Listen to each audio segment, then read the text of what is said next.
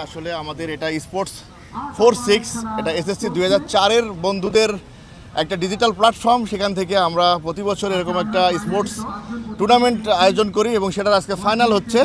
তো এই আউটডোর গেমসগুলোতে আসলে সাধারণত আমরা সেলিব্রিটিকে আনতে পারি না, স্পোর্টস রিলেটেড যারা থাকে তাদেরকে আনা হয়। যদিও আপনারা জানেন কিনা জানি না, খালেদ মাহমুদ সুজন এবং পাইলট ভাই দুজন আসবেন আমাদের আজকের, ওনারা হচ্ছে বিশেষ আকর্ষণ।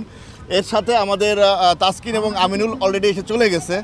তো আমার আসলে ইচ্ছা ছিল যে আমি যেহেতু বিভিন্ন ইভেন্টে যাই এবং অনেক সেলিব্রিটি আমাকে চিনে জানে, আপনারা আমাকে চিনেন জানেন, তো আমার যেহেতু এটা বন্ধুদেরই খেলা, তো আমি ভাবছি যে এখানে আমি কিছু সেলিব্রিটি অ্যাক্ট্রেস যারা আছে তাদেরকে রাখবো, যাতে আপনাদের একটু বিনোদনমূলক কোনো থাকে। তো সেই ক্ষেত্রে আজকে ভাবনা আমার ডাকে এসেছে। তো ভাবনা ভাইদের উদ্দেশ্যে, ভাইদের প্রশ্ন একটু উত্তর দিবা শর্টকাট। Thank you. প্রথমে ভাবনা করে স্যার জানতে চাইবো যে এরকম একটা টুর্নামেন্টে এসে আপনার কীরকম লাগছে?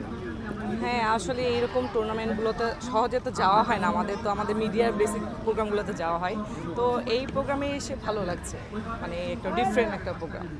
ব্যক্তিগতভাবে আপনি খেলাধুলা কতটা পছন্দ করেন? আমি তো ছোট থেকে খুব পছন্দ করি। লাইক আমি যখন স্কুলে ছিলাম তখন আমাদের স্কুলে যখন বার্ষিক ক্রীড়া খেলাগুলো হইতো, সবসময় আমি খেলায় উইনার হইতাম। বিশেষ করে আমার বড়পু আছে, বড়পুকে জিজ্ঞেস করতাম, আমার বাসায় গিফটের অভাব না, ফার্স্ট পুরস্কার আমার নিতেই হবে। আমার টার্গেট, আমি দৌড় খেলা দিব ফার্স্ট পুরস্কার, লং জাম্প দেবো ফার্স্ট পুরস্কার, আমার নিতেই হবে।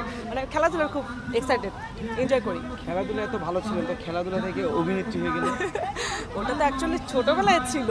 ছোটোবেলায় যেমন হচ্ছে যে আপনার ছোটোবেলায় ছিল যে হচ্ছে বার্ষিক ক্রীড়া খেলা, ওই রকম তো মাথায় নেই যে আমি বড় একটা খেলোয়াড় হবো, এইটা কিছু না, জাস্ট এটা ছোটোবেলায় শখ থেকে না, সেই শখ থেকে। যেহেতু অভিনয়ে ব্যস্ত হয়ে পড়েছেন, এভাবে কি খেলাধুলা কখনো দেখা হয় টিভিতে? টিভিতে তো দেখা হয়, বাট হচ্ছে যে আমাদের T20 খেলাগুলো হয় অবশ্যই দেখা হয়। আমি খেলা পছন্দ করি।